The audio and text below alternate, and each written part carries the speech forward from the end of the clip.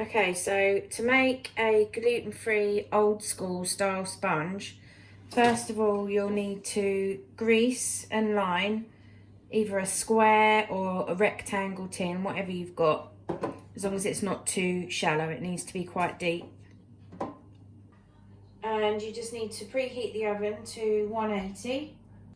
These are the ingredients that you'll need: 300 grams of margarine, 300 grams of caster sugar, 300 grams of gluten-free flour, or if you're making it normal, just use normal flour. 5 large eggs, you just want to mix them all in a cup. 95 millilitres of milk and a teaspoon of vanilla essence.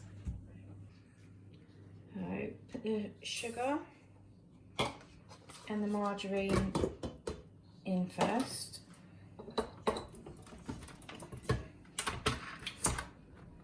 Mix that. Okay, then you want to slowly add the egg a little bit at a time.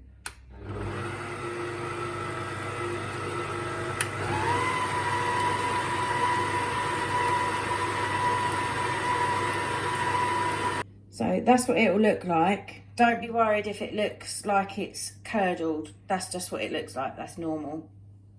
Okay, then you want to add the milk.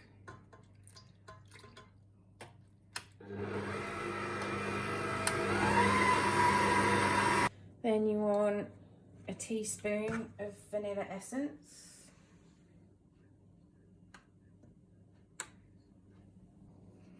Okay, and then next we do the flour, but just add it a spoonful at a time rather than putting the whole lot in.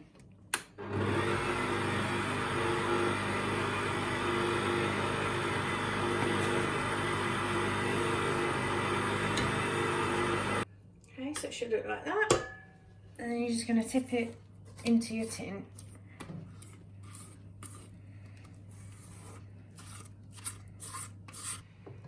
Just make sure you kind of push it into all the corners.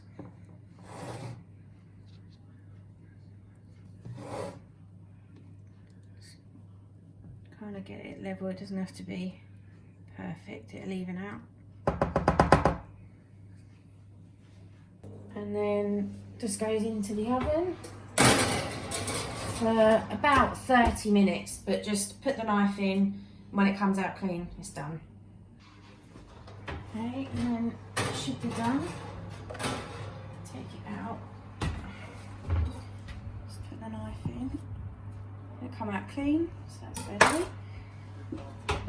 And then you just want to turn it out onto the rack. Okay, turn it over and just peel the grease proof off. And then just leave it like that until it's completely cool. So to make the icing, you just need 400 grams of icing sugar, 5 tablespoons of milk. I use soya, but you can use any milk, and some sprinkles. And you're just going to put the milk into the icing sugar and then mix it slowly. So that's the consistency that you want. You might need to add a little bit more milk, that's fine, but if you do, just a tiny little bit at a time, otherwise it will go too runny. And then you're just gonna spread it over the cake. And then once you've iced the whole top, then you just add your sprinkles. Any sprinkles will do. I couldn't get the normal ones, so these are unicorn effect, but any will do. And then just sprinkle over as many as you want. And that's it, all finished.